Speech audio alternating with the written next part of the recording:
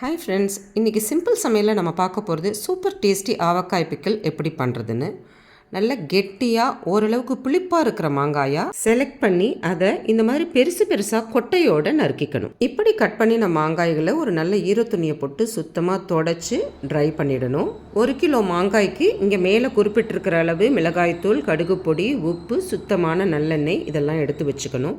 இப்போ நறுக்கி வச்சுருக்கிற மாங்காயிலேருந்து 2 அல்லது 3 கைப்பிடி அளவு மாங்காயை ஒரு அகலமான பாத்திரத்தில் எடுத்து போட்டு 1 டேபிள் ஸ்பூன் மிளகாய்த்தூள், 1 டேபிள் ஸ்பூன் கடுகு பொடி, கொஞ்சம் தேவையான அளவு உப்பு, அதுக்கு தேவையான அளவு நல்லெண்ணெய் இதெல்லாம் போட்டு நல்லா கலக்கணும். எல்லா மாங்காய் துண்டங்கள் மேலும் இந்த உப்பு, மிளகாய் பொடி, கடுகு பொடி எல்லாம் சரி விகிதத்தில் கலந்துருக்க மாதிரி கையால் நல்லா பெசறது ரொம்ப முக்கியம்.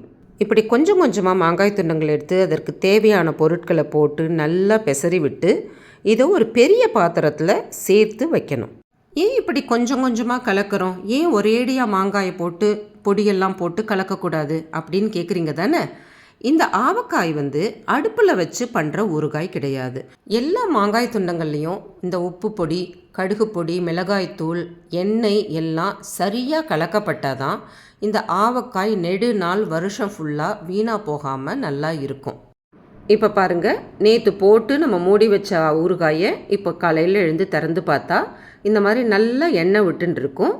அதை நல்ல ஒரு சுத்தமான கரண்டியால் நல்லா கிளறி விடணும்.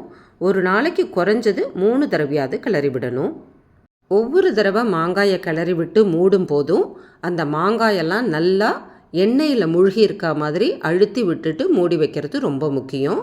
இது மாதிரி அட்லீஸ்ட் ஒரு 3 நாட்களாவது தினம் காலையில் திறந்து கிளறி விடுறது, மத்தியானம் ஒரு தடவை கிளறி விடுறது, ராத்திரி தூங்குறதுக்கு முன்னாடி ஒரு தடவை கிளறி விடுறது.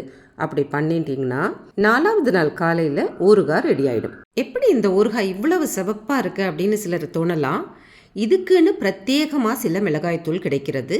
மிதமான காரத்துடன் அதே சமயம் நல்ல நிறத்துடன் கூடிய மிளகாய்த்தூள் ஆவக்காய்க்கென்று கிடைக்கிறது. அதை வாங்கி உபயோகப்படுத்தினால் நன்றாக இருக்கும்.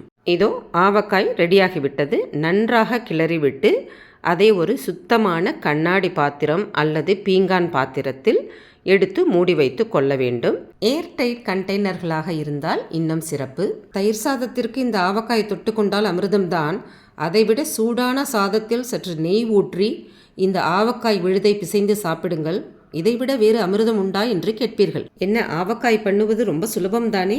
செய்து பாருங்கள், சுவையாக சாப்பிடுங்கள். Happy eating.